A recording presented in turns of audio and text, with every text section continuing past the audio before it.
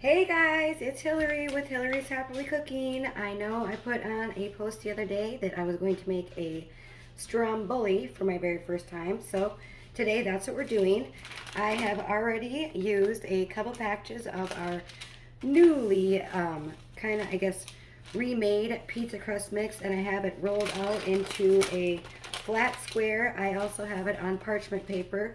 So let's get this started. Like I said, I used two packages, made them just according to the directions on there, and we have a nice herby like crust forming in the midst. The first thing that we want to do is spread this whole thing with a layer of butter, except for on three sides, which is the ends that are farthest away from you, and then your side ends you want to leave about an inch gap. So I melted about a stick of butter to be able to do this, and now I am using one of my favorite friends, our basting brush, and getting a nice little layer of butter on here too.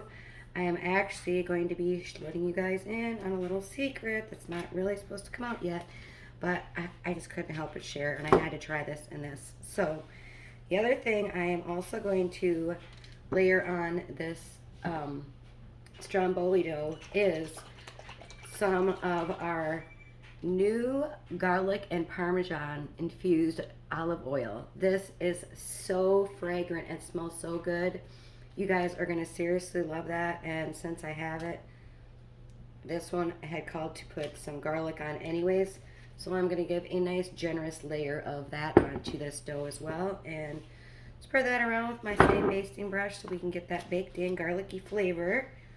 This smells so good. I wish that was like smell-o-vision so I could share the smell of this with you guys. So that new garlic Parmesan oil is going to be available starting March 1st. So that is your sneak peek. I can't share more than that with you.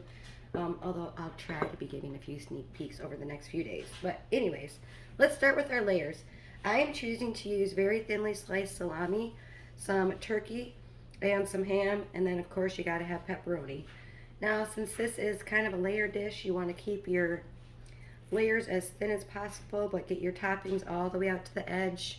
I'm doing alternating ham and turkey for my first layer, and then I'm going to do a nice healthy dose of cheese.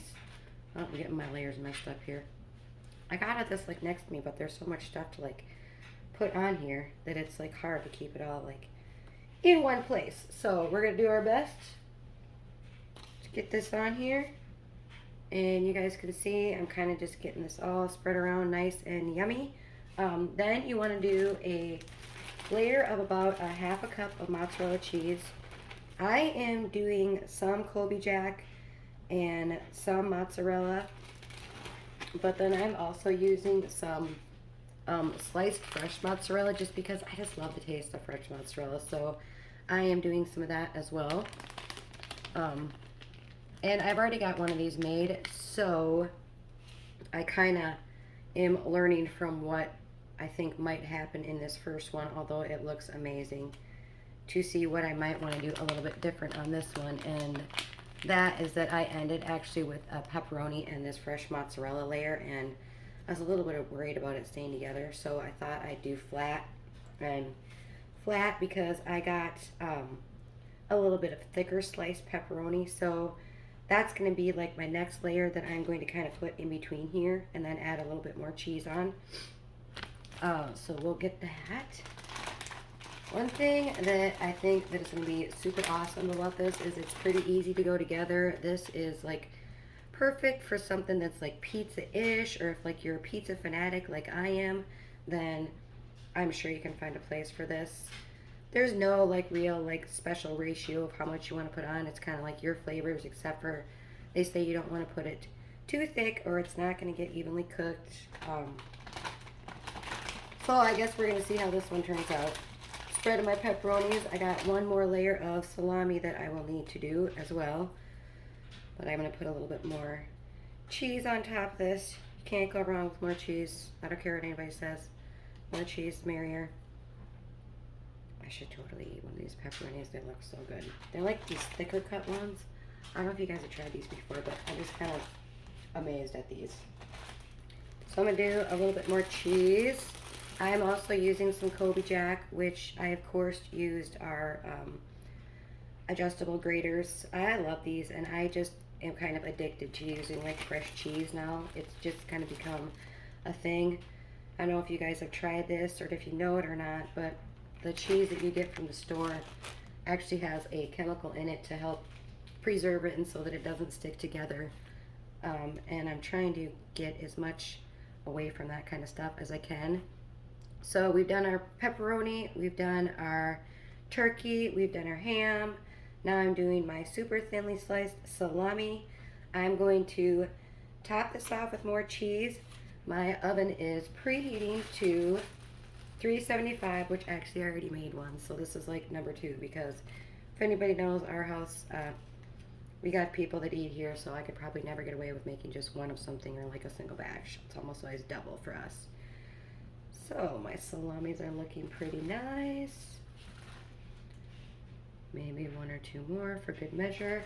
I was kind of hoping that by putting like this flatter stuff on the top that was going to help like just lock that in for me.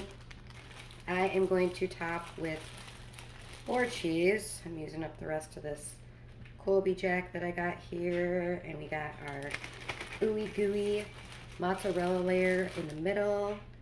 I have just a little teeny bit more left of my mozzarella, so I'm going to top with that. Then I am going to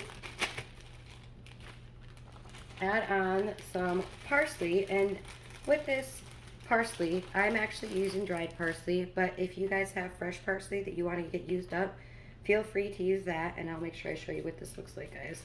We get a little bit closer.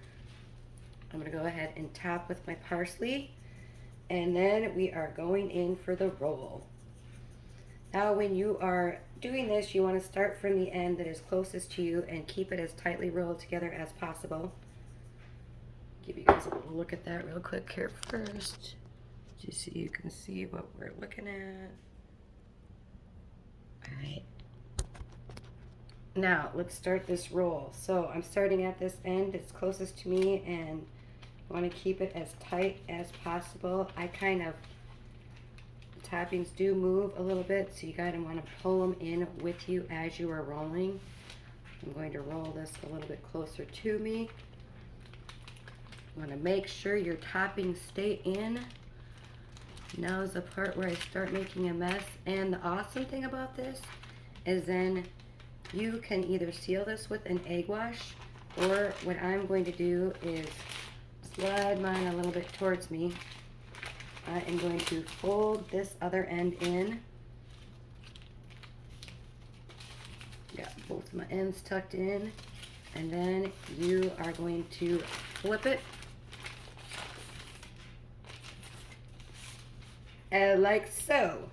Next up, we are going to do 1 more layer of our butter, and then again using my grater set that I have. This one I did the fine grater, and this I gotta top this with some Parmesan cheese, and you guys are not gonna believe this Parmesan cheese almost looks just like, it's like fluffy. It's like so delicious looking, and it's just so super finely grated. I didn't even realize how fine of a grate that actually got, because I actually only use that one most of the time for like nutmeg or hard spices, or like if I'm zesting like a lemon or a lime. Alright, we got some more butter. Now look at this Parmesan cheese, you guys. It is seriously like super fluffy.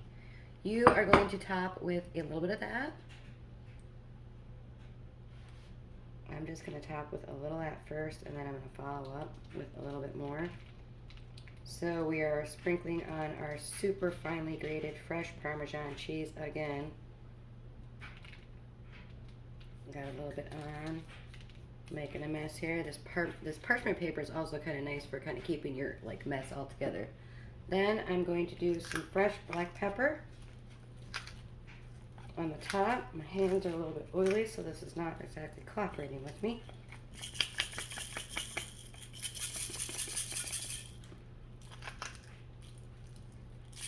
Alright, that should be good. Then you are going to cut some slits in this diagonally on the top. However many you decide is up to you. You don't want to do them really, really deep, but that's what's going to make your super, super beautiful little openings for your ooey gooiness to come out. I'm going to show you guys my done one. After this, all I have to do is transfer this to my baking dish. Let me grab a cloth here and wash off my hands really quick while I move this one so I can show you guys the other one. I seriously can't wait to try this.